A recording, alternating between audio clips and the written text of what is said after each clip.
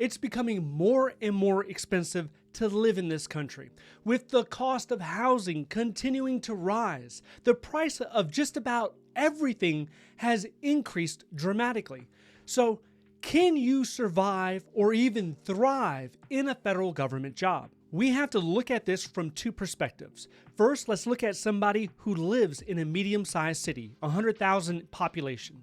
Then, let's look at a slightly larger city, 500,000 population. For a medium city, let's look at Springfield, Illinois, which is currently at a population of 100,000 people. The average cost of rent for, let's say, a 2-bedroom or a 3-bedroom apartment, it's about $1,000 a month. And that will give you something that looks a little bit like this, which isn't bad for $1,100, and it's a little under 1,000 square feet.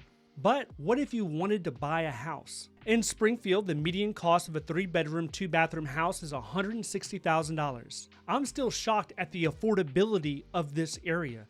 I can't recall a time where I saw a decent house that was under $200,000. But check this out. This is a 3-bedroom, 2-bathroom in Springfield for $179,000, and it looks pretty decent. All right, so what type of government job would you need in order to be able to afford to live here?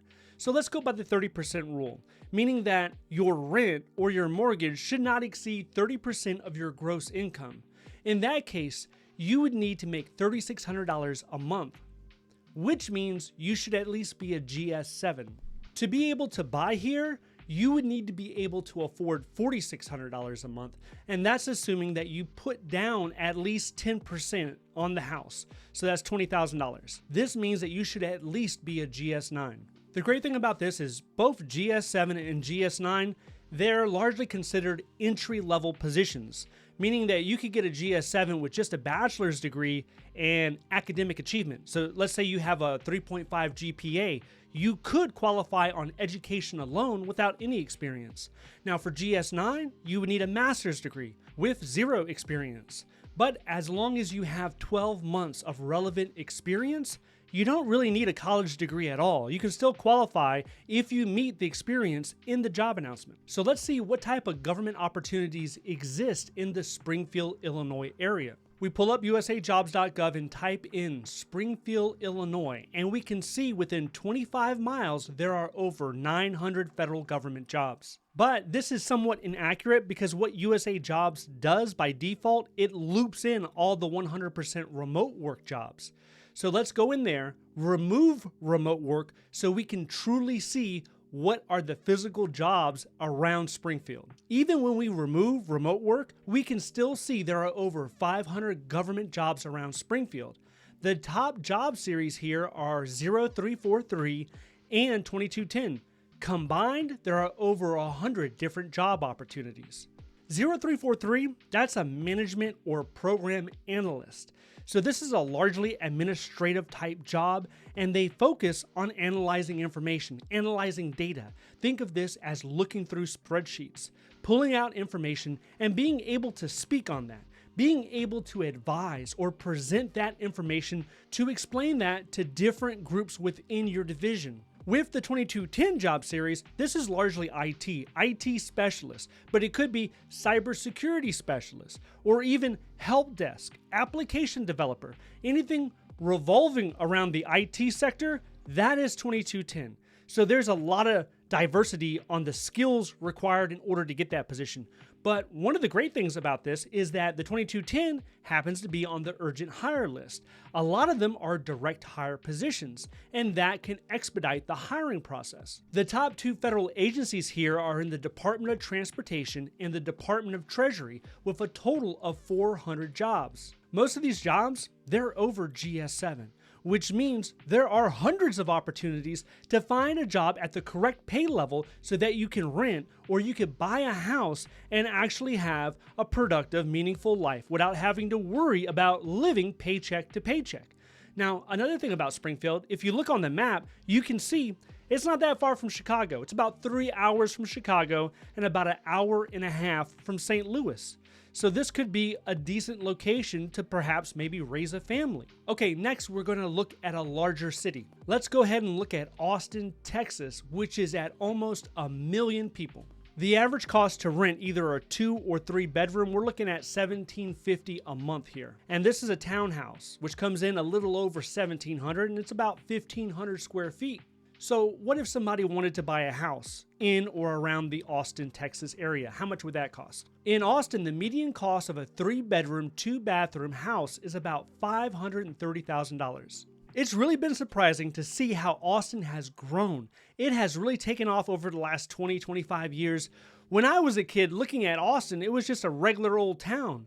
But today when you think about Austin, you're thinking about a more trendy city. Something you might find in California, except it's in Texas. Okay, so here we have a 3-bedroom, 2-bathroom for $599,000. It comes with about 1,700 square feet. For a house like this, the down payment, it has to be a lot larger, unless you're using a VA loan. If you're a veteran, maybe you can get in at 0 down. But for everyone else, you're looking at 20% probably. And 20%, that would be $120,000. Or 3.5%, you can get an FHA loan, and that would only be $21,000. Following the 30% rule, what GS grade would you need in order to live in Austin? If you're a renter, if you're just going to rent an apartment or rent a townhouse, you would need at least $69,000. In Austin, I would probably aim for a GS 11, and that will have you a little over $70,000 a year.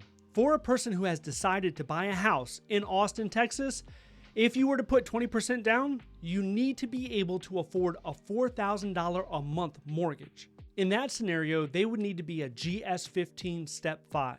This goes to the trend that we've been seeing recently that shows a lot of people, they're able to rent for a lot less than actually taking a mortgage and paying on a mortgage.